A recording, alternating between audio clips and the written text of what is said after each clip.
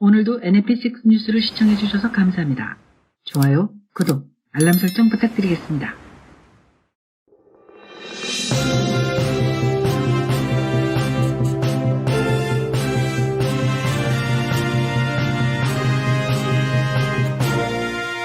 NFP6 뉴스.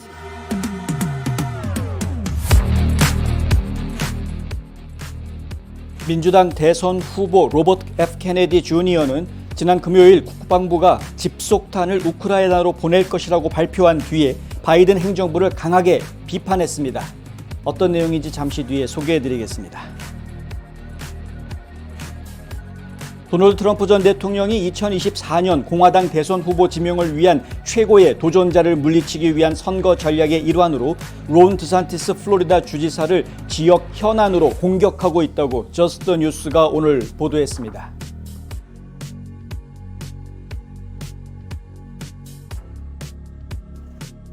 오늘 공화당 연방 하원 의원들은 올해 무너진 세계 주요 은행들 중에서 가장 먼저 문을 닫게 된 실리콘밸리 뱅크에 대해서 연방준비제도 이사회에 정보를 요구하고 나섰습니다.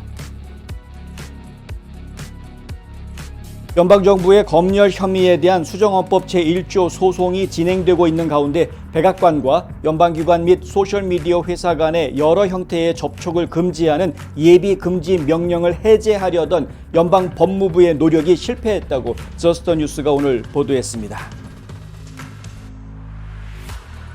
김기현 국민의힘 대표가 이번 주 미국을 방문합니다. 한미동맹 70주년을 맞아 양국의 의회 외교를 활성화하고 윤석열 대통령의 방미 결과에 대한 후속 대책을 논의하기 위한 것이라는 게 1차적인 명분입니다. 어떤 일정이고 누구를 만나게 될지 전해드립니다. NFP6 뉴스 잠시 뒤에 시작하겠습니다. 탈모 샴푸, 머릿결은 포기해야 되나?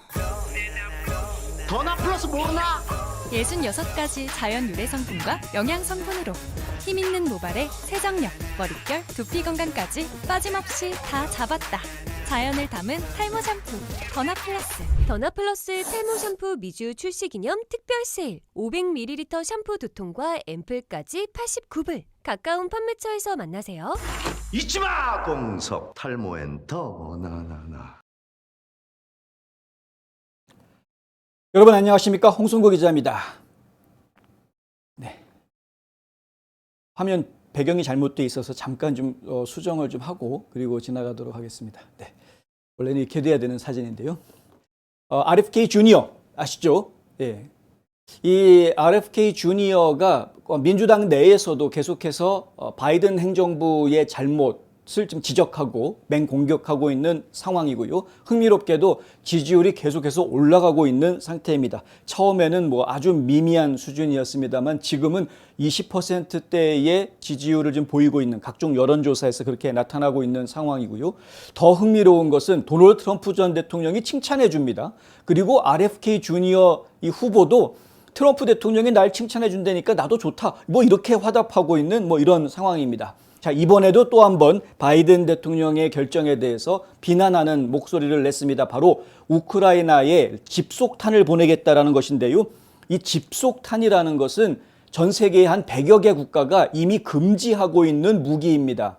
아시는 분들은 다 아시겠습니다만은 자그마한 폭탄들을요 한꺼번에 쫙 뿌리는 겁니다. 산탄총처럼.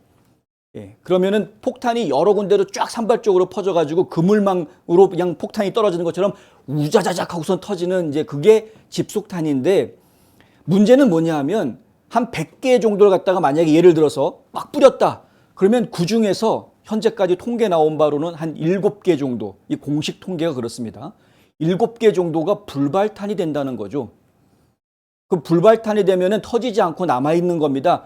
나중에 전쟁이 끝난 뒤에 민간인들이 이것이 무언지 모르고 잘못 건드렸다가 그제서야 터져가지고 민간인들의 희생이 발생하는 사례가 속속 보고가 됐었습니다. 그래서 이미 1990년대에 이 무기는 사용하면 안 된다라고 결론이 났던 것이었고요. 미국 내에서도 이미 생산이 중단됐던 것이었습니다. 90년대에 생산이 중단됐던 것인데 어떻게 아직까지도 이 무기가 남아있었는지 모르겠습니다. 이 재고를 쓰는 겁니다. CNN이 보도한 내용을 보면은 지금 탄약이 모자라서 어쩔 수 없이 이런 선택을 한 것이다라는 이야기까지 나오고 있습니다. 우크라이나에서 전쟁이 계속 진행되게 하려면은 끊임없이 실탄을 지금 우크라이나 쪽에다가 보급을 해줘야 되는 상황이기 때문에 그렇다는 것이죠.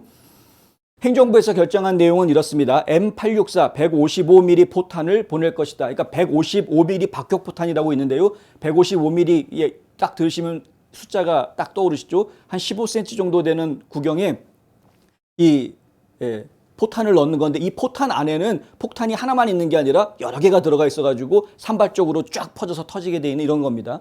근데 이게 155mm 구경 쏠 수 있는 포신이 이미 전쟁터에서 사용이 되고 있는 것이니까 기존에 사용되고 있는 포신에다가 쓰면 되는 탄약으로 재충전하기에는 뭐 당장 급하게 쓸 수 있는 그런 상황이다.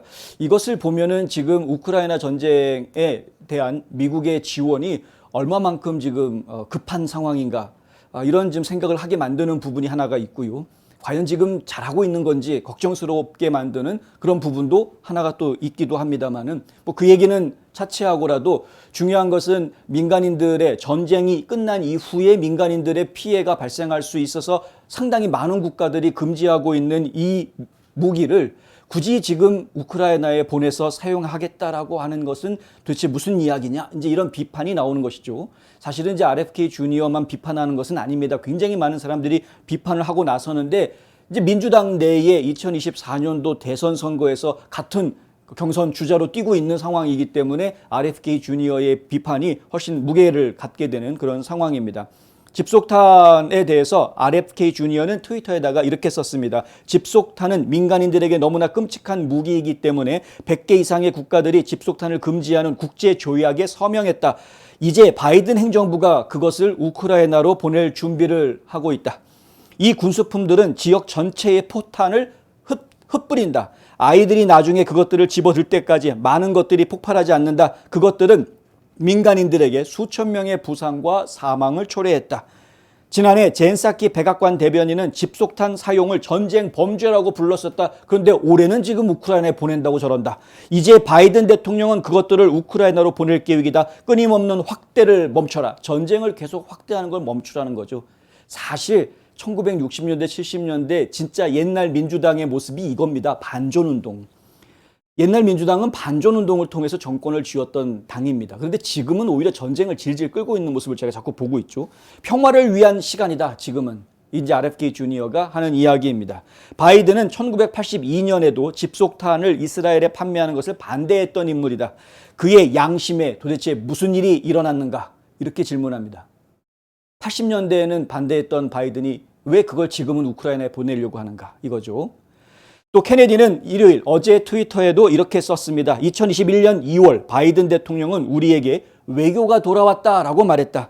하지만 이제 백악관은 우크라이나 전쟁을 끝내기 위한 회담을 거부하는 대신에 집속탄을 보내려 한다. 우리 대통령이 무기를 보내는 것만큼 회담에 에너지를 쏟는다고 본다면 좋았을 텐데 말이다.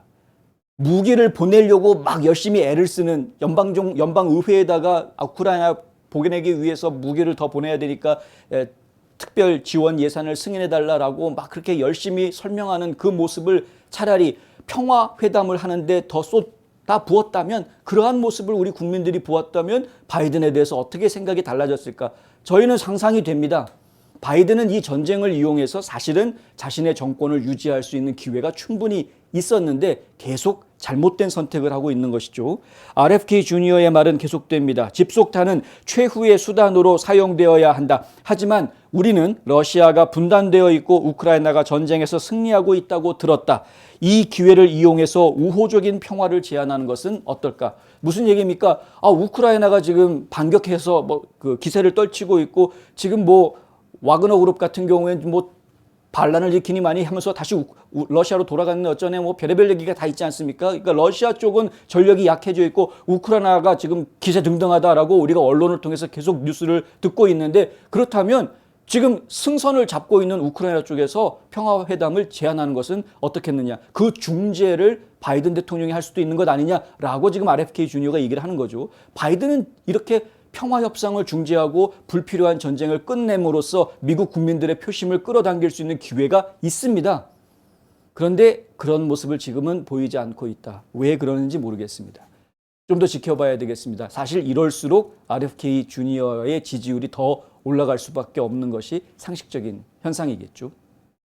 요즘 건물 사야 된다는데 커머셜 전문 브로커 누가 좋지? 안드라스 부동산이지. 미국 모든 주에서 매매가 가능하다고. 쇼핑몰, 리테일, 오피스 빌딩, 호텔, 웨어하우스. 누구라고? 유튜브에 안드라스 윤 쳐봐. 이제는 철저히 준비된 전문성만이 수익성을 창출하는 시대입니다. 저 안드라스 투자에 대한 답을 드리겠습니다. 안드라스커머셜닷컴에 더 많은 정보가 있습니다. 안드라스 부동산 770-802-0688. 예, 에탄올에서 육하산까지 트럼프 전 대통령이 론 드산티스 플로리다 주지사에 대한 공격 내용이 상당히 구체화됐다. 이런 이야기가 지금 나오고 있습니다. 이게 상당히 의미 있어 보입니다. 무슨 얘기냐면은요. 과거에는 그냥 드산티스 그럴 때 비판했던 정도가 말장난 수준이었습니다. 론 드산티모니우스 이런 식으로 비아냥거리는 별명을 붙여주는 정도 수준이었고요. 야, 너는 오리지널이 아니야. 맨날 나 따라쟁이 아니냐. 나 따라하는 이런 수준이었는데 과거에는 네가 마가 정치인이라고 막 그러더니 이제 와가지고서는 나한테 도전장을 내. 이런 불충한 놈. 이 정도 선이었는데 이제 구체적으로 드산티스가 엉터리라는 것을 막 이야기하고 있는 그런 모습을 제가 보고 있다. 지난 토요일에요. 라스베가스 유세에서 트럼프가 이걸 지적합니다. 플로리다 주지사를 경멸적으로 부르는 이 론 드산티모니우스라는 말을 사용을 하면서 이렇게 이야기하죠. 뒷마당에 핵 폐기물이 버려져도 괜찮다면 론 드산티모니우스를 뽑아라. 그한테 투표해라. 이제 이렇게 이야기합니다.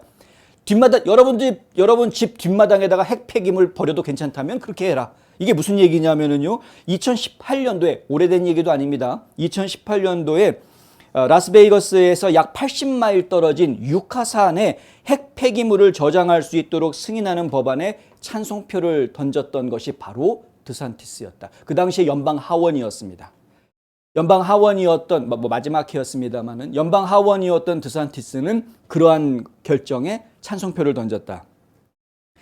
이게 이제 블룸버그에서 이런 보도가 예전에 나왔었는데요. 당시 여론조사에서는 네바다 주민의 과반수가 반대했었습니다.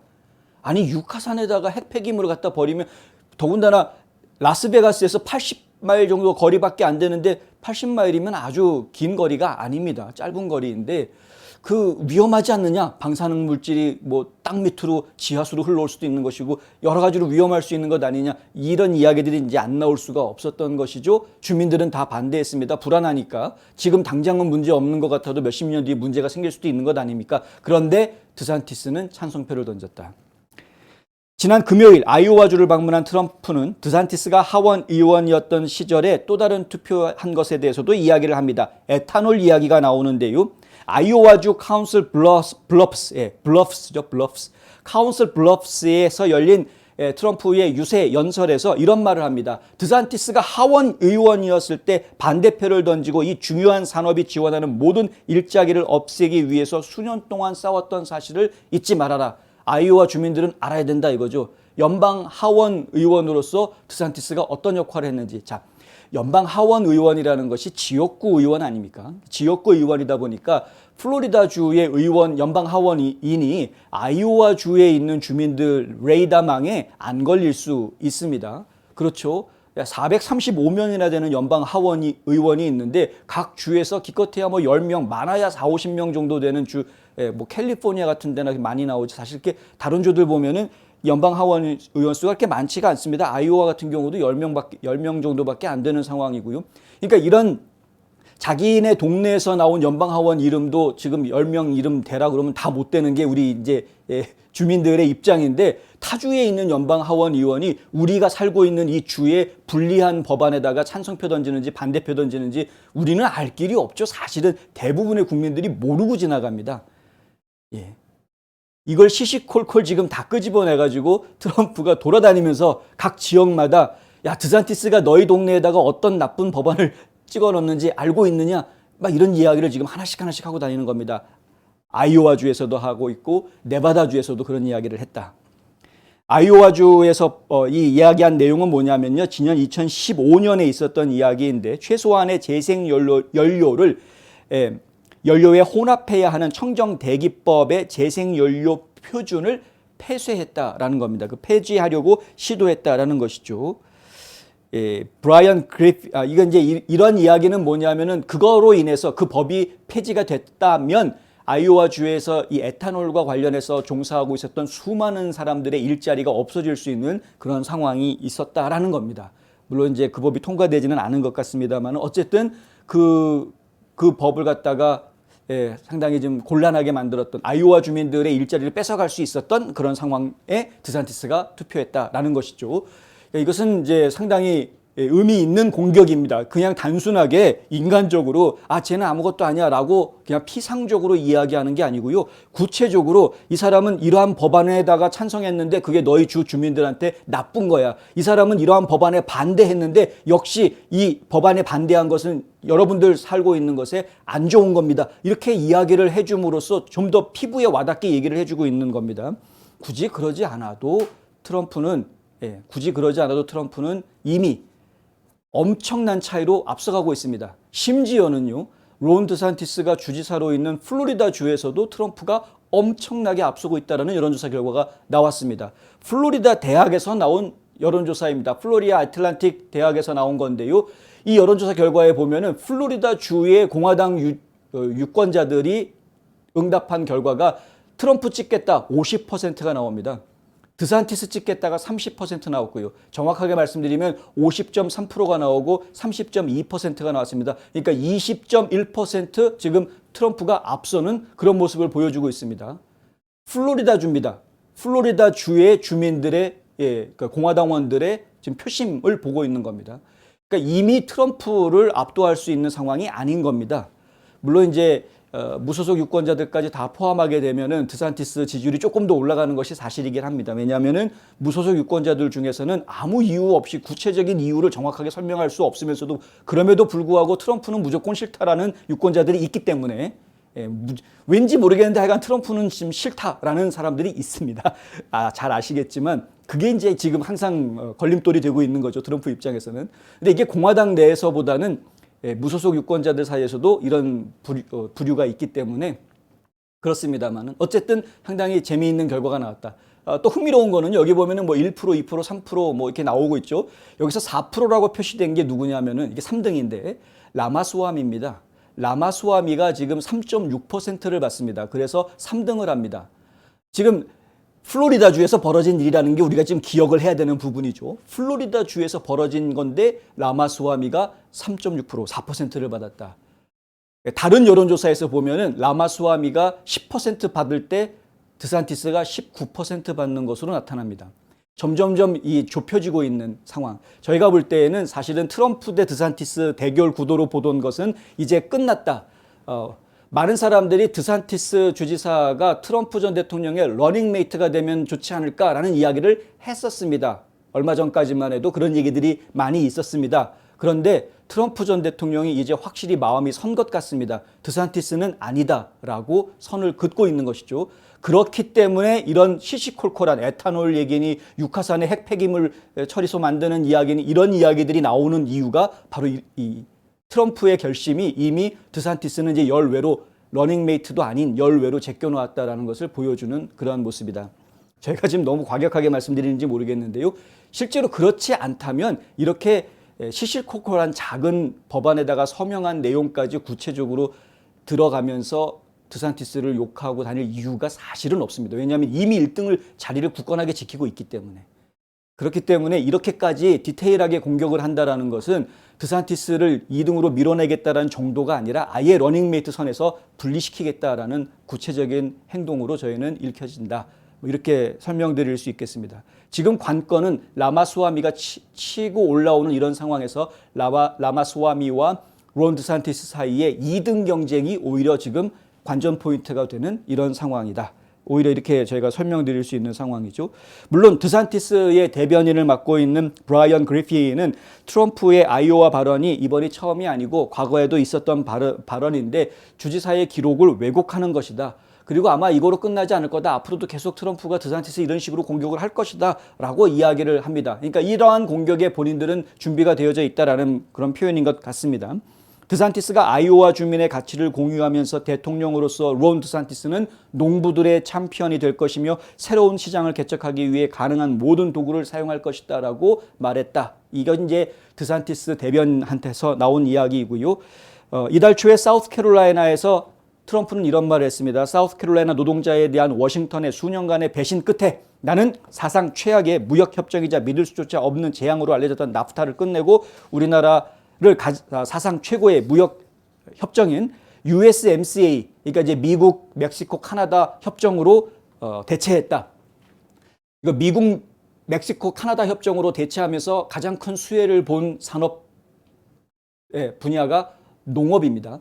트럼프 전 대통령이 대통령으로 재임하고 있었던 시절에 미국의 농가구들은 굉장히 많은 수출 실적을 올립니다. 이게 정책이 바뀌었기 때문에 그렇습니다. 과거에는 미국이 지금 일방적으로 손해보는 무역 정책을 가지고 있었기 때문에 농산물 수출이나 수입 문제에 있어서 미국 농가들이 지금 손해볼 수밖에 없는 상황이었습니다. 그러한 상황들이 계속 유지가 되고 있었는데 트럼프 전 대통령이 과감하게 없애버렸고요. 중국에다가 관세 부과하고 이 캐나다와 멕시코, 미국 간의 이 무역 협정을 갖다가 다시 원점으로 되돌려 놓으면서 농가들이 큰 혜택을 보았습니다. 그것을 이야기하는 이유는 뭐냐면 드산티스 쪽에서 자기네들은 농부들을 위해서 뭐 대통령이 되면 뭘 할 거다라고 이야기하고 있는 것에 직격탄을 날릴 수 있는 발언이기 때문에 저희가 지금 비교해 드리는 것이고요.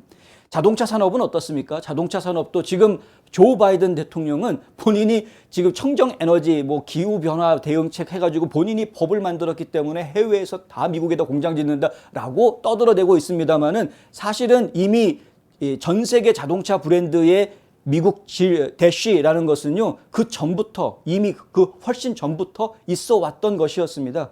그리고 정작 해외로 빠져나갔던 미국 기업들이 다시 미국으로 다시 되돌아오게 하고, 그리고 더 많은 외국 자본이 미국에 들어오게끔 유도했던 것은 트럼프 정책이었던 걸 우리가 분명하게 기억을 합니다. 심지어는 뭐 토요타부터 시작해가지고 한국 기업들도 마찬가지지만은 트럼프 때문에 어쩔 수 없이 미국에다가 공장 더 지어야 되고 투자 더 해야 된다라는 이야기들이 나왔던 것을 저희가 기억을 합니다.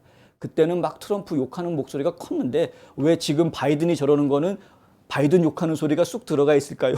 하여튼 재밌습니다. 정책을 놓고 이야기하면은 한두 끝도 없기 때문에 뭐 여기까지만 하겠습니다만은 전반적으로 이야기할 때 저희가 보기에는 사실 지금 바이든이 자기의 치적이라고 내세우는 부분이 창피할 정도로 트럼프가 일구어놨던 업적에 비해서 그렇게 대단히 커 보이지 않는다라는 이야기고요. 드산티스는 거기 따라가려면 아직도 갈 길이 너무나 멀다.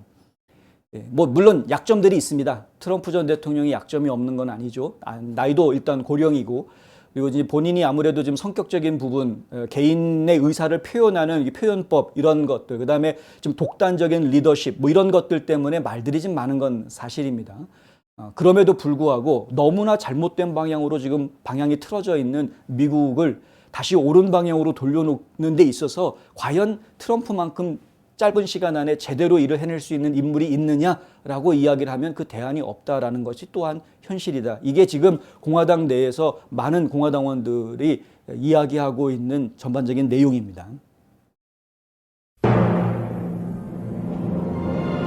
우리 한인들의 정체는 무엇입니까? 우리가 자손들과 살아갈 땅임에도 불구하고 언젠가는 떠날 방문객처럼 살지는 않습니까? 우리는 이방인이 아닌 이 땅의 주인이 되어야 합니다. 우리는 반드시 이 나라에서 좋은 평판을 만들어야 되는데 이 나라와 우리 이웃과 우리 지역에서 도움이 되는 사람들로 부각이 되어야 됩니다. 좋은 이웃되기 운동이 여러분 곁에서 함께합니다. 하원의 공화당 의원들이요, 연준에다가 실리콘밸리 뱅크의 파산과 관련한 정보들을 다 내놔라라고 요구하고 나섰습니다. 오늘 이 의원들이 제롬 파웰 의원 연준 의장한테 편지를 보냈는데요. 그 편지 내용에는 이런 이야기가 있습니다. 지금 하원의 위원회에서 은행 붕괴에 대한 조사를 하고 있다. 지난 4월 달에 메리 데일리 샌프란시스코 연준 총재한테 관련 기록들을 요청을 했는데 아직까지 지금 못 받고 있다. 샌프란시스코 연준 총재가 못 보내준다고 하면 제롬 파웰 연준 의장이 보내라. 이제 이런 이야기입니다. 실리콘밸리 은행이 붕괴에 대한 질문에 샌프란시스코 연준의 대응이 부적절하다라고 지적을 하고 있고요. 또한 의원들은 자신들의 요청에 대한 답변 문서를 받지 못했다라고 분명하게 밝힙니다. 하원 의원들은 데일리 총재에게 2019년 1월 1일부터 현재까지 샌프란시스코 연준 이사회 회의록과 해당 기간 동안 실리콘밸리 은행이 언급된 이사회 구성원 간의 모든 서신 이런 다양한 문서들을 지금 제출을 해라. 물론 요구한 문서들이 워낙 많기는 합니다. 그리고 이제 민감한 부분들이 있겠죠. 이거를 이제 보통 이렇게 연방 정부에서 의원들이 이런 걸 내놔라라고 요구를 했을 때 이 정부 조직에 있는 사람들이 자료를 그냥 갖다 주는 게 아니고요. 일단 그런 자료를 찾은 다음에 그 자료를 일일이 다 검토를 하게 되어 있습니다. 검토하면서 이것이 밖으로 나갔을 때, 외부에 유출됐을 때 문제가 될 만한 부분이 있다라는 부분들은 다 검은칠을 해가지고 지우죠. 그렇게 삭제한 상황에서 갖다가 제출을 하게 됩니다. 문서 양이 많으면 많을수록 그 시간이 길어질 수밖에는 없겠습니다. 하지만 4월 달에 요청을 했는데 아직까지도 대응이 제대로 나오고 있지 않다. 적어도 이런 준비를 하고 있는 중인데 시간을 좀 더 달라든가 뭐 이런 답변이 나오면 그나마 좀 시간을 더 주면 그만인데 지금 샌프란시스코 연준 쪽에서 나오는 반응은 그런 수준이 아니다라는 것이죠. 그러니까 좀 화가 났습니다. 제임스 코모 하원 감독위원장 그리고 리사 맥클레인은 의료 금융 서비스 소위원회의 위원장입니다. 이 둘이 편지를 써서 샌프란시스코 지부에서 안 준다고 하니까 연준 본부에서 내놔라라고 지금 요구를 하고 있는 이런 상황이다. 지난 3월 실리콘밸리 은행이 무너진 이후에 퍼스트 리퍼블릭 은행 그리고 시그너처 은행도 줄지어 무너졌습니다. 실리콘밸리 은행의 붕괴 이후에 언론들은 이 금융기관의 실패가 연준의 통화 긴축 정책 때문이다라고 탓하는 기사들을 쏟아냈습니다.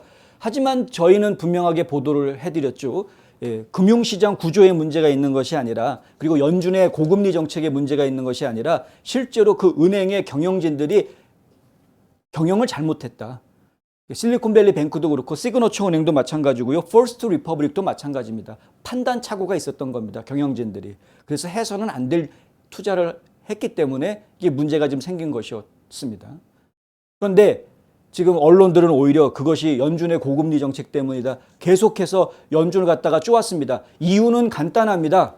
월가가 살아나기 위해서죠. 연준이 고금리를 계속 유지하고 있으면 주식의 가치가 조금 떨어질 수밖에 없습니다. 투자 시장이 분산되거든요. 투자자들의 돈이 국채 같은 데 더 갈 수 있기 때문에 그렇습니다.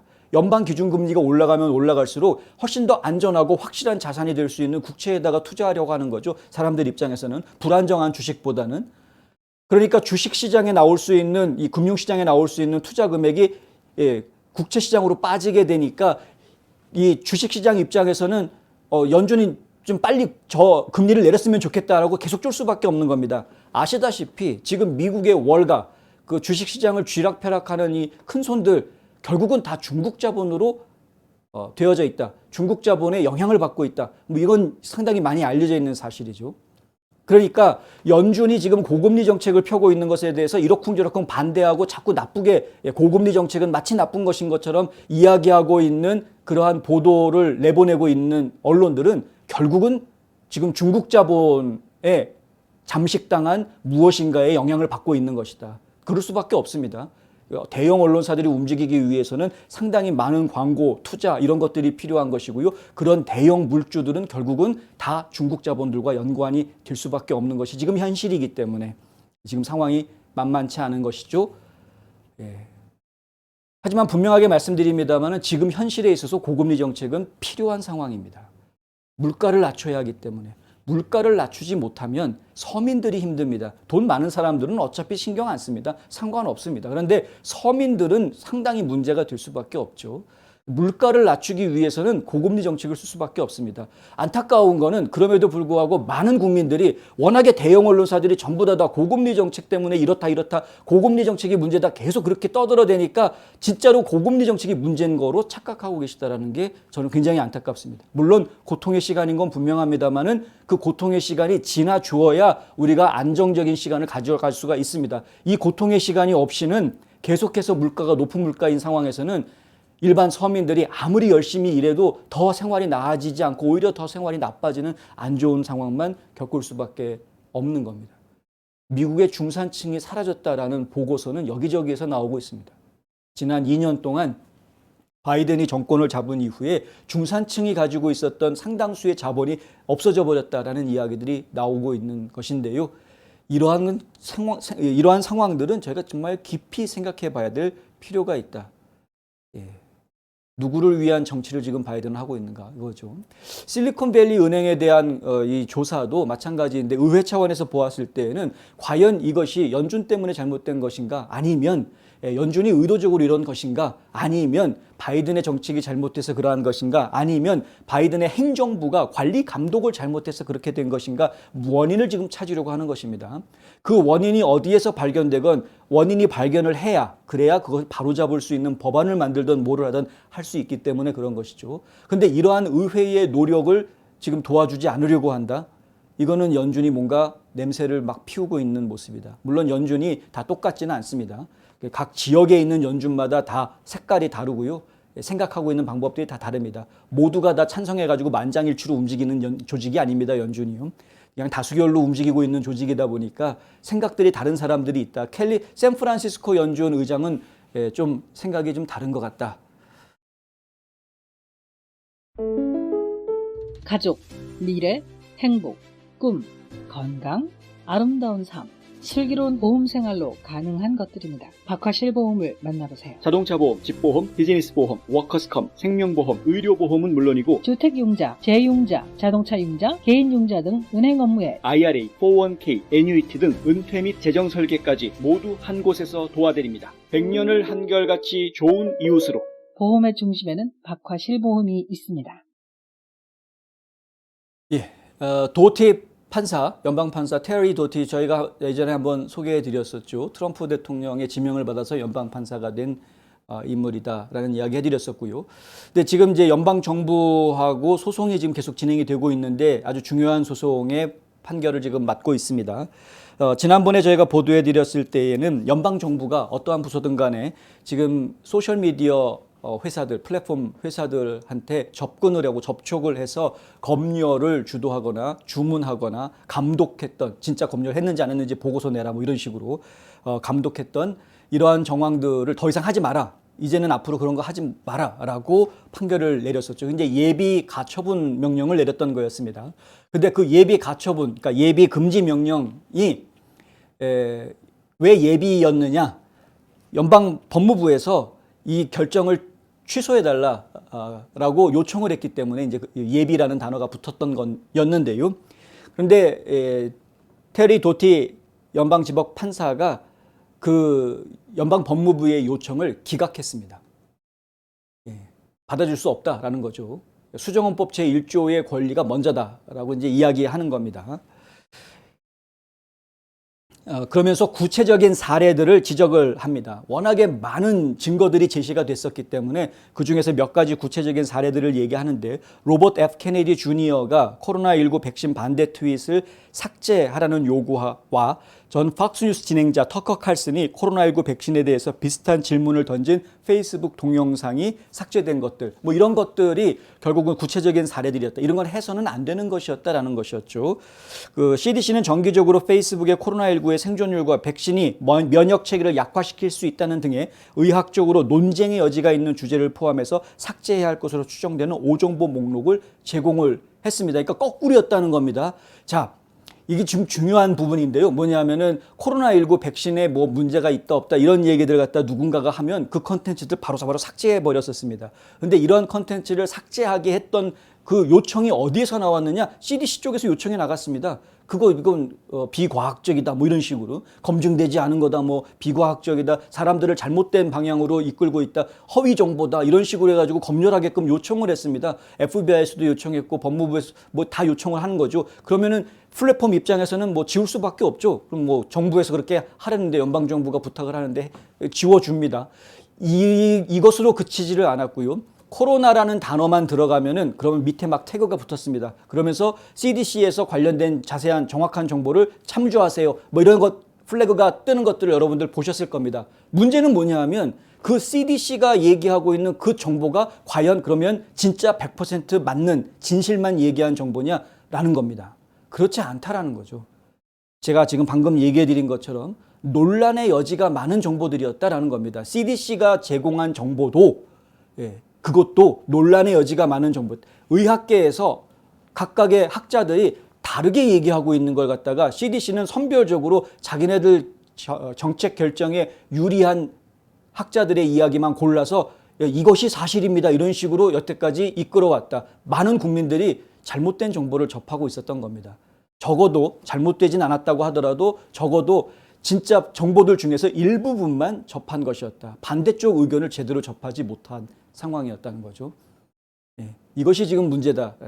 자, 거짓말을 하는 가짜 뉴스들의 패턴을 보면은요, 처음부터 끝까지 거짓말하는 가짜 뉴스는 정말 찾아보기 힘듭니다. 그런 가짜 뉴스는 국민들한테 금방 들통이 날 수밖에 없고 받아들여지기 어렵고 설득력도 떨어집니다. 그렇다 보니까 처음부터 끝까지 거짓말하는 가짜 뉴스는 거의 없고요. 대부분은 진짜 이야기를 하다가 이 3000% 빠집니다. 그래서 가짜 결론으로 갑니다. 이런 경우들이 많습니다.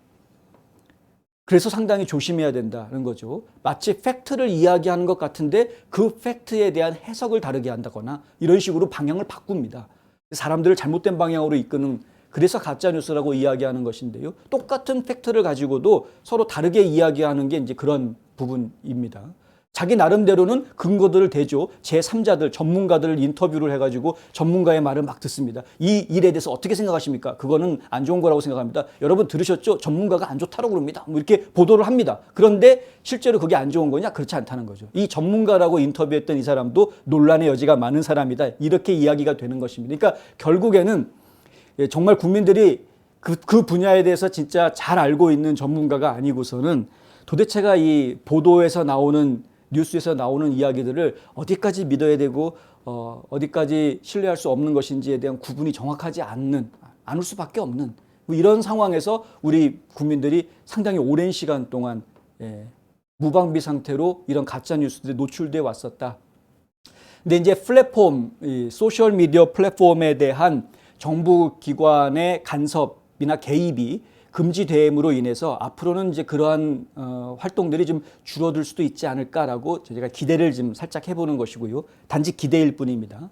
예를 들어서 트위터 같은 경우에는 이미 이제 자유 발언을 보호해주겠다라는 입장을 천명을 해서 그렇게 지금 플랫폼을 운영을 하고 있습니다만은, 하지만 다른 플랫폼들은 그렇지가 않죠. 특히 이제 뭐 페이스북이니 뭐 인스타그램이니 또 뭡니까? 요즘 새로 시작한 thread도 마찬가지인데 그것도 저희가 지금 사실 지켜봐야 됩니다. 제대로 지금 어떻게 하는지, 검열 정책이 어떻게 될지. 저희가 볼 때는 인스타그램하고 똑같을 것 같은데, 인스타그램이랑 검열 정책이, 그러니까 컨텐츠 조정 정책이라고 부르죠. 컨텐츠 조정 정책이 그게 검열 정책입니다. 근데 그 정책이 과연 이 트위터만큼 개방적일 것인가? 저희는 그렇게 믿을 수가 없다라는 거죠. 상당히 좀 위험할 수 있다라고 봅니다. 그러니까 가짜 정보가 많이 돌아다닐 수 있다라고 저희는 오히려 판단을 하는 겁니다.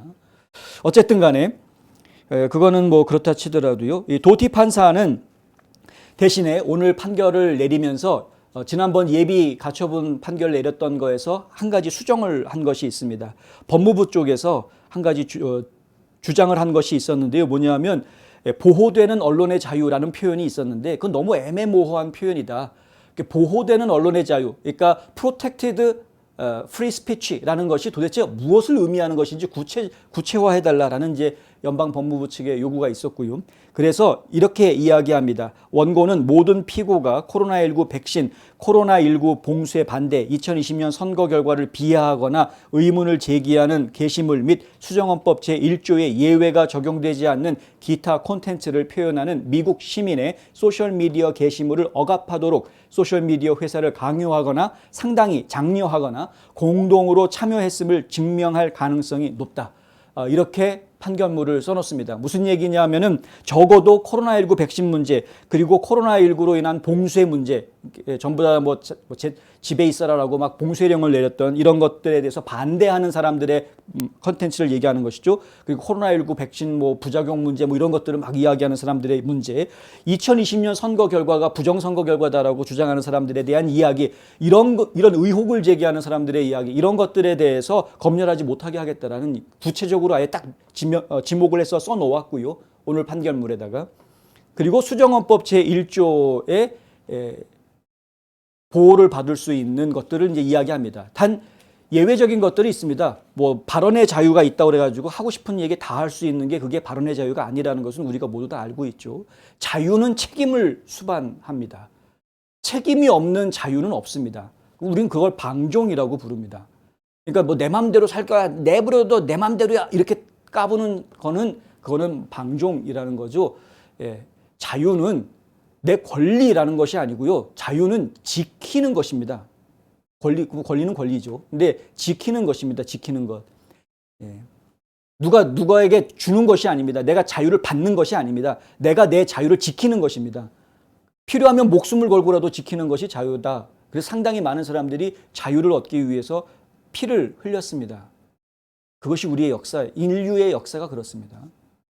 그러니까 이 자유는 그래서 핏값을 치루어서 얻은 것이기 때문에 그에 대한 책임이 있습니다. 이건 거룩한 겁니다. 자유라는 것은. 근데 이걸 잘못 생각해가지고 자유라는 것이 마치 풀어 헤쳐놓는 것 같고 마음대로 하는 것이 자유라고 생각한다라면 그건 그 사람은 자유에 대해서 아주 손끝만큼밖에 모르는, 정말 털끝만큼밖에 모르는 것이죠. 나머지 자유가 뭔지는 모르고 있는 사람인 거다. 자유가 뭔지를 안다면 본인이 한 행동에 대해서 책임지는 것이 무엇인지도 알아야 되는 것인데, 그래서 수정헌법 제1조가 보호해주는 언론의 자유, 종교의 자유, 집회의 자유, 이러한 자유권이라는 것은요, 그것은 철저하게 본인이 책임질 수 있는 선까지의 자유를 이야기하는 것입니다. 그 이상의 자유를 얘기하는 게 아닙니다.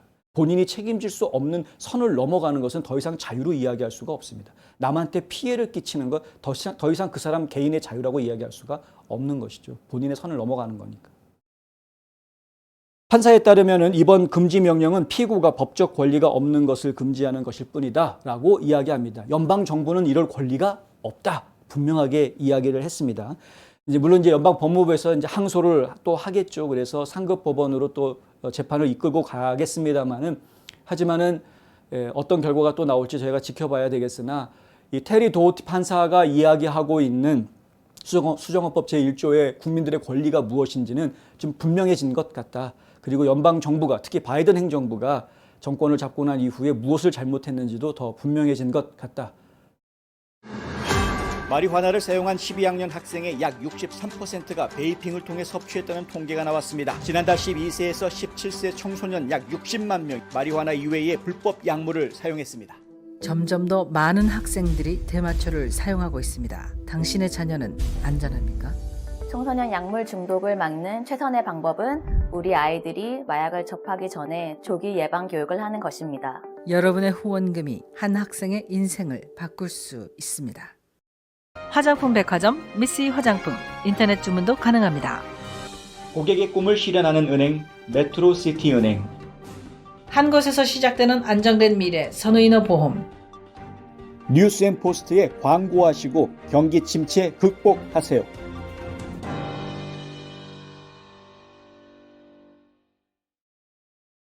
네, 김기현 국민의힘 대표 일행이 지금 이번 주 오늘부터죠. 오늘부터 미국을 방문합니다. 5박 7일 일정이라고 한국에서는 이제 보도가 나왔고요. 네. 근데 이제 워싱턴 DC를 방문을 하고 뉴욕으로 갔다가 LA로 가서 이제 귀국하는 이러한 일정으로 저희가 얘기를 들었습니다. 자세한 일정은 저희 www.newsandpost.com 웹사이트에 오시면은 대략 다 소개가 되어져 있으니까 참조하시면 되겠고요.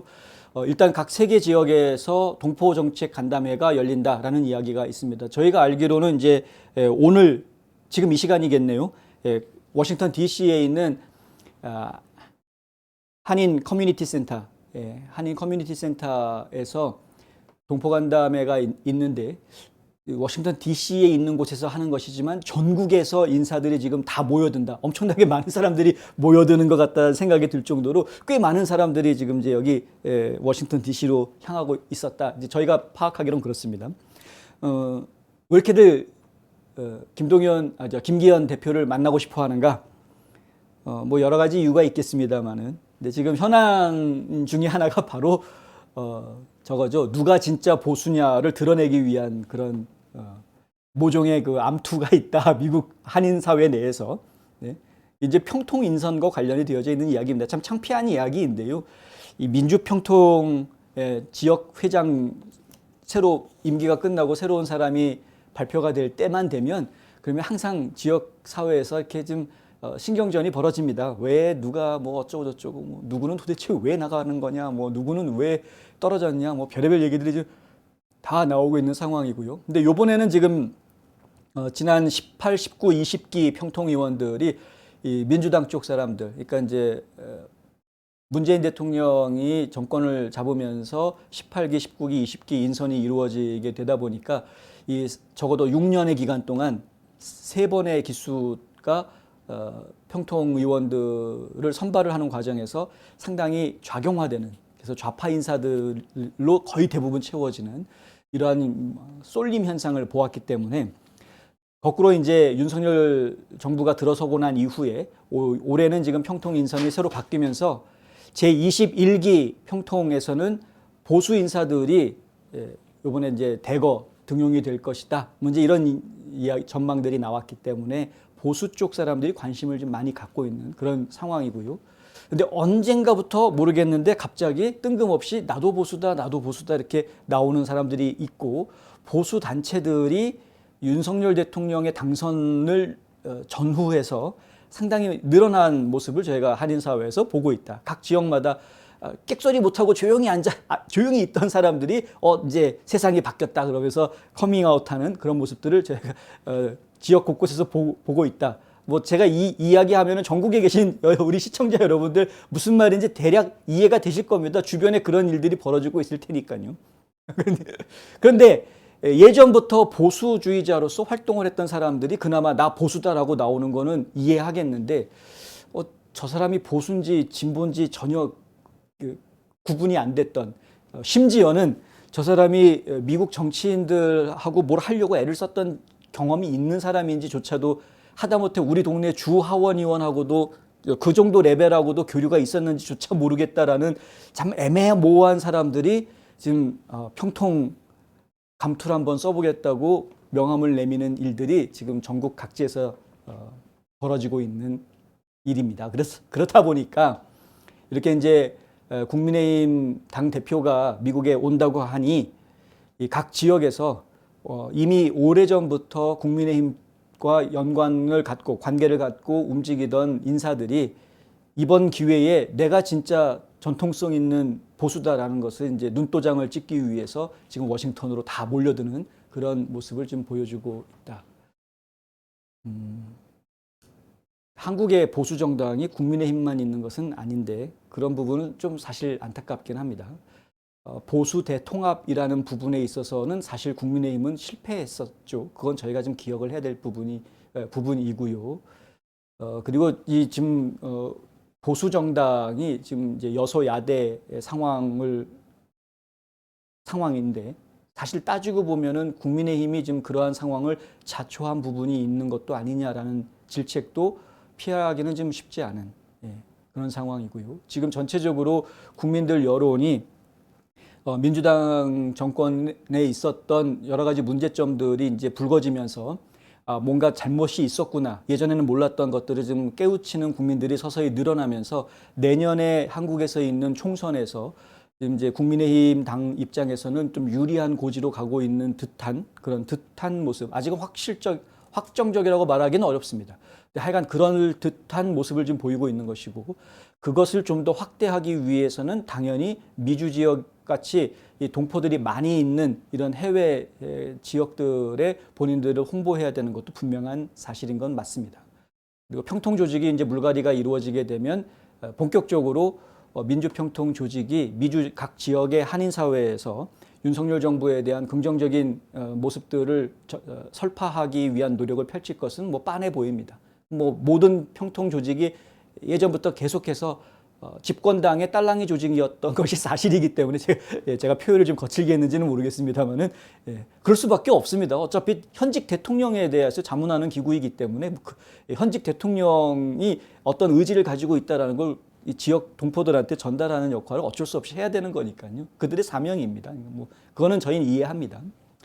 근데 저희는 그것만 보고 싶지 않다라는 것이죠. 지금 저희는 동포 정책 간담회 하는 모습만 보고 싶은 것은 아니다. 물론 해야 됩니다. 잘하는 것이고요.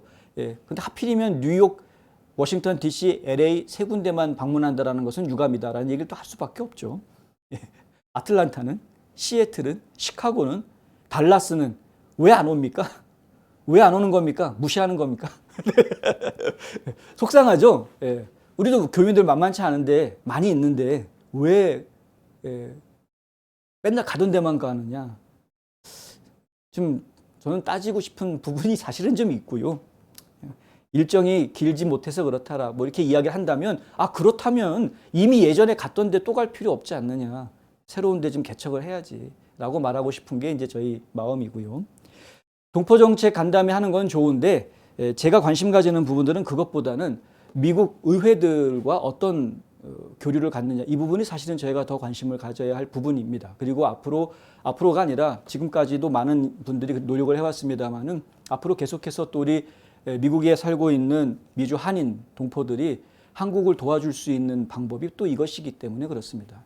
당장 우리 지역에 있는 지역구 연방 의원들이 한국에 관심 갖게 만들어주고, 이왕이면 좀 더 한국에 호의적인 관심을 갖도록 만들어주는 것이 우리 동포들이 한국을 위해서 할 수 있는 사실은 최선의 선물일 수 있기 때문에 그렇습니다.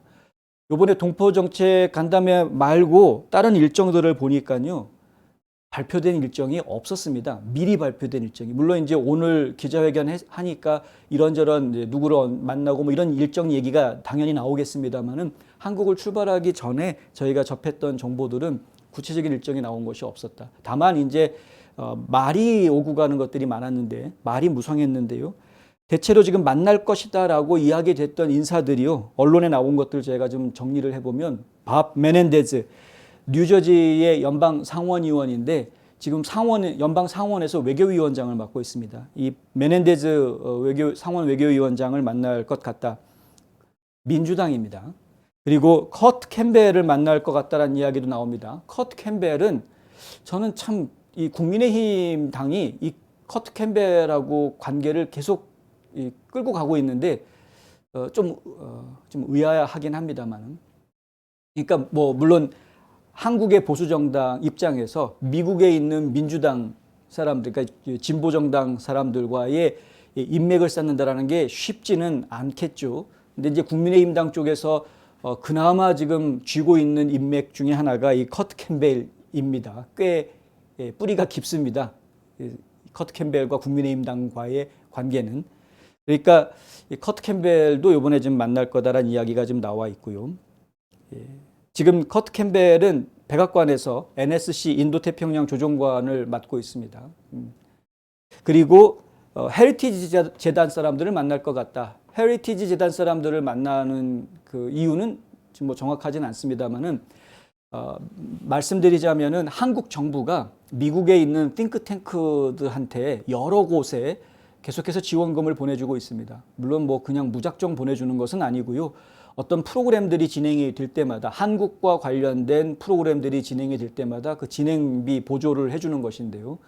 근데 띵크탱크들이 하는 역할은 결국은 미국 내에서 과거에 영향력이 있었던 인물들, 상당한 고급 정보를 가지고 있는, 그리고 정책에 어떤 영향을 줄 수 있는 그러한 고위직에 있었던 인물들을 포섭을 해서 그 사람들과 대화하고 의견을 모으고, 혹은 그 사람들이 연구 활동을 하는데 지원을 해주고, 그것을 통해서 연구 결과로 얻어낸 것들이 정책에 입안이 될 수 있도록, 정책에 반영이 될 수 있도록 이렇게 또 다리를 놔주고 로비 활동을 벌이고 뭐 이런 역할을 하는 것이 이제 띵크탱크들이 하는 역할인데, 한국 정부가 지금까지 미국에다가 돈을 지원해주고 있는 여러 곳들 중에서 가장 오래된 곳이 바로 이 헤리티지 재단입니다. 그러니까 결국은 뭐 한국 정부 입장에서는 늘 뭐 그게 보수 정권이든 진보 정권이든 상관없이 꾸준하게 지원금을 보내줘 왔던 띵크탱크이고, 지금 이제 특히 완전 트럼프파는 아니면서 완전 반 트럼프도 아닙니다만은 어쨌든 친 트럼프는 절대 아니죠. 헤리티지 재단은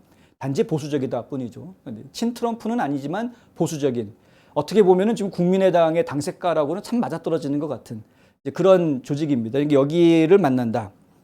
어떤 얘기들이 오갈지 상당히 궁금합니다. 그리고 일각에서는 케빈 메카티 하원 의장을 만날 것이냐라는 질문들이 한국 기자들 입에서 나왔는데 구체적인 답변을 하지는 않았습니다. 실제로 만남이 이루어질지는 저희가 지켜봐야 되겠고요. 맥콜 하원 외교위원장을 만날 가능성이 있을 수도 있는데 만날지 안 만날지 모르겠습니다. 왜냐하면 영킴 의원을 만날 가능성이 크기 때문에, 영킴 의원을 만나게 되면은 맥콜 하원 외교위원장도 만날 가능성이 상당히 있겠죠. 같은 회의실에서 만나면 되는 거니까 그런 가능성은 저희가 생각해 볼 수 있을 것 같고요. 그리고 지금 여기에 이야기가 되고 있는 것이 한인 유권자 연대 이야기가 좀 나오고 있다. 한인 유권자 연대라는 곳은 KAGC인가요? 근데 이곳이 이제 풀뿌리 운동을 오래전부터 해오던 곳입니다. 유권자 운동이라고 하죠. 그러니까 유권자 등록 캠페인을 전국적으로 벌여왔던 한인 조직입니다. 김동석 씨가 지금 여기 대표를 맡고 있는 것으로 알고 있습니다. 그런데 이 조직이 과거에는 뉴욕 쪽에서 기반을 두고 활동을 했었는데 최근에 워싱턴 DC의 사무실을 확실하게 확장을 했다고 합니다. 유급 직원도 두고 있고 그래서 아마 한인이 운영하는 유일한 의회 로비 단체인 것 같다라는 그런 이야기들이 나오고 있고요.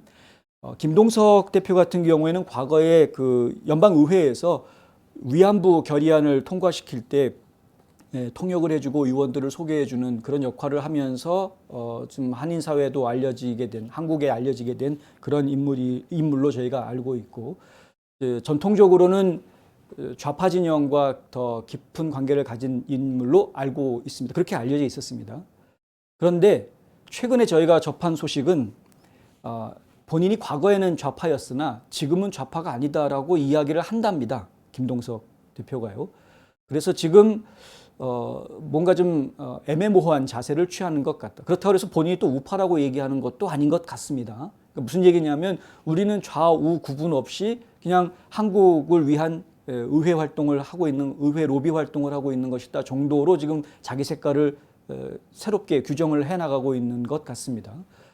이 부분에 대해서 국민의힘당이 만약에 이 한인 유권자 연대의 도움을 받아서 이번에 의회 의원들 만남을 갖게 된다면 예를 들어서 밤 메넨데즈 상원 의원 외교위원장 같은 경우에는 김동석 의원하고 아주 관계가 깊은 인물로 저희가 알고 있기 때문에 그리고 영킴 의원 같은 경우에도 김동석 씨하고 관계가 상당히 좋은 것으로 알고 있습니다. 그러니까 그런 부분들을 고려하면 결국은 지금 한국 정부가 이러한 그 미주 한인 유권자 연대를 지원을 하던 아니면 이용을 하던 뭐가 됐던 간에 그곳을 징검다리 삼아서 미국 의회하고 다리를 놓으려고 하는 그런 움직임이 지금 보인다 이렇게 이야기할 수 있는 부분인데요.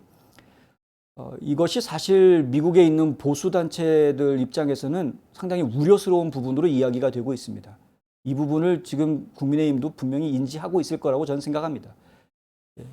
지금 미국에 있는 보수주의자들 입장에서 보면은 바이든 정부에 대해서는 불만이 많을 수밖에 없죠. 진보 정권이 제대로 된 진보 정권이 아니라 이 완전 급진좌파 정권이어가지고 나라를 지금 엉뚱한 잘못된 방향으로 이끌어 가고 있기 때문에 그렇습니다.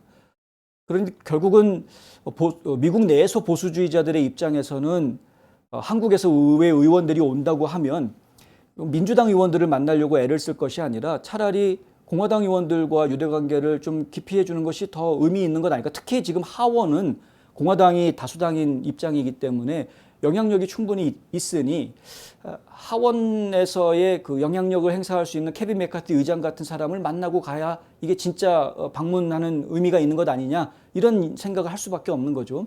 영킴 의원이 뭐 주동이 돼서 지금 이제 미국 하원에 코리아 코커스 소속되어져 있는 의원들이 한 10여 명이 한국을 방문을 한 적이 있습니다. 한국을 방문해가지고 김진표 국회의장을 만나가지고 담화를 하면서 했던 이야기가 미국 의회와 한국 의회 간의 정기적인 교류 활동을 하자. 왜냐하면요, 한국 지금 국민의힘당 같은 경우에는 일본의 참의원들과 정기적인 교류를 가지고 있습니다. 이제 포럼을 하고 있고요. 또 더불어민주당 같은 경우에는 중국 공산당 간부들하고 이 또 포럼을 정기적으로 하고 있습니다. 매년 하고 있습니다. 그러니까 이게 그런 것처럼 지금 일본하고만 이 보수 정당이 일본하고만 관계를 가질 게 아니라 미국하고도 이 의회 교류를 정례화하는 것이 좋겠다라는 이야기가 있었던 겁니다. 그게 여태까지 없었다라는 게 저는 더 의아한 그런 수준이었습니다만은 어쨌든 지금 이제 코리안 아메리칸 연방 하원 의원들이 막 4명이나 나오고 하니까 이제 이런 일들이 그나마 진행이 될 수 있었던 것이었고요. 그런 대화들이 오고 갔습니다. 사실 요번에 김진표 국회의장이 같이 오려고 했다가 못 오게 됐다. 갑자기 다른 일이 생겨서 못 오게 됐다 이렇게 됐는데 같이 왔더라면 지금 말씀드렸던 그런 부분들이 진행이 됐을 것 같습니다. 그러니까 뭐 케빈 맥카티 하원 의장을 만나는 것 당연히 진행이 됐을 거고 상원의 의장을 또 외교위원장을 만난 메넨데즈 의원 만난 것 이렇게 병행해서 그러니까 밸런스 있게 균형감 있게 진행이 됐을 것 같습니다. 그런데 지금 김진표 의장이 안 오니까 지금 어떻게 지금 진행이 될지 사실은 좀 모르겠다. 그런데 국민의힘 당대표가 민주당 인사들은 고위직 인사들을 고위 인사들을 만나는 것 같은데 공화당 쪽 고위 인사들을 만나는 것은 지금 일정이 어떻게 되는 건지 저로서는 현재로서는 모르겠다. 물론 이제 오늘 기자회견에서 얘기가 좀 나왔으니까 제가 좀 모르고 전해드리는 것이긴 합니다만은 약간 좀 그런 것은 우려스러운 부분이다라고 이제 제가 말씀드릴 수 있는 특히 이제 김동석 씨를 한국 정부가 징검다리로 삼겠다라고 결정을 했다면 뭐 그 결정하는 거는 한국 정부의 자유입니다만은 미국 내의 보수주의자들은 사실 우려의 목소리를 낼 수밖에 없다라는 이야기를 저희가 전해드릴 수밖에 없고요. 한 가지 제가 얘기해 드리고 싶은 건 이렇습니다. 정치라는 것이 정권을 쥐고 있다고 그래가지고 그 정권이 영원하리란 법이 없죠. 예? 뭐 권불 11홍이라는 얘기 있지 않습니까? 그러니까 이게 권력이 10년 이상 가는 권력이 없다라고 이렇게 말이 딱 있는 것처럼 지금 이제 바이든 정부가 얼마나 더 오래 끌 수 있을지 저희 알 수가 없다. 솔직히 지금 현재 상황을 놓고 이야기하자고 냉정하게 얘기하자고 그러면 2024년 대통령 선거 트럼프가 분명히 이깁니다. 그리고 그때까지 가지 않더라도요. 그 전에 탄핵당할지도 모릅니다. 바이든은. 솔직히 지금 분위기로 봐서는 이유가 있어서 탄핵을 일부러 늦출 수는 있을지 몰라도 하여간 분위기는 그런 분위기인데 솔직히 말씀드리면 그래서 정치인들을 접할 때에는 지금 권력을 쥐고 있는 여당 의원들만 사바사바 한다고 될 일이 아니다. 솔직히 여당 의원들은 오히려 콧대가 더 높을 수밖에 없죠. 권력을 지금 쥐고 있으니까. 권력을 더 쥐고 있으니까 만나기도 힘들고 콧대가 높을 수밖에 없는 게 여당, 미국으로 얘기하면 민주당, 한국으로 얘기하면 국민의힘이 되겠죠. 그게 여당 인사들인 것이고요. 오히려 접근하기가 더 수월한 건 야당 인사들입니다. 왜? 권력이 없으니까 잘 모르는 사람들은 권력 없는 사람들한테 굳이 가까이 가가지고 하려고 하지 않으니까. 그런데 아는 사람들은 그렇지 않죠. 오히려 소외당하는 느낌을 받고 있는 야당 정치인들한테 접근하는 것이 훨씬 더 수월하고 훨씬 더 환영을 받는다. 내가 어려울 때 나한테 도움을 줬던 사람을 기억하는 것이 인지상정입니다. 그러니까 그러한 부분들을 좀 외교를 펼칠 때에도 함께 생각할 수 있었으면 좋겠다. 한국 정치에서만 그런 머리를 쓰는 게 아니라 외교에서도 그런 머리를 좀 썼으면 좋겠다라는 아쉬운 생각이 들어서 좀 말씀을 드립니다. 한국 정치인들이 그렇다는 거죠. 그리고 만약에 그런 정도의 인맥이라든가 어떤 충분한 그 연결고리 같은 것들이 확보가 되지 않았다면 지금 애써서 나와야 될 이유가 뭔지도 솔직히 모르겠다. 타이밍이 좀 애매합니다. 7월 말 같으면은 정전협정 70주년을 기해서 뭐를 한다 하겠는데 뭐 그런 것도 아니고 10월 초 같으면은 뭐 한미 군사 동맹 70주년 해가지고 또 그걸 기념하겠다라고 생각할 수 있겠는데 그런 타이밍도 아니고 뭐 이것도 아니고 저것도 아니고 애매한 7월 중순에 와서 뭐를 지금 하려고 하는지는 모르겠다. 좀 그렇습니다. 어쨌든 이왕 왔으니까 좋은 일들을 좀 하고 갔으면 좋겠고요. 뉴욕이나 LA 쪽에 가가지고 뭐 대단한 분들을 만날 거라고 저희는 기대하기는 힘든데 DC에 있는 동안에 지금 충분히 만나야 될 미국 의원들을 좀 연방 의원들을 만나야 될 텐데 DC 일정이 생각보다 짧더라고요. 그래서 상당히 많은 사람들을 만나지는 못했고 내일 하루 정도 연방 의원들을 만날 수 있는 일정이 시간이 그 정도밖에 없는 것 같은데 하루 동안 얼마나 많은 사람들을 만날 수 있을지 그것도 좀 그렇고 하여간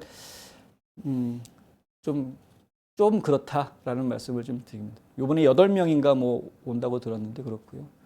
하여튼 그렇더라도 비록 그럴지라도 와 있는 동안에 소정의 성과들을 잘 이뤄내고 의회 간에 그리고 지금 이제 한국 의회와 미국 의회 간에 교류하는 문제 이런 부분들이 좀 더 확대되거나 구체화될 수 있기를 좀 저희는 바라고요.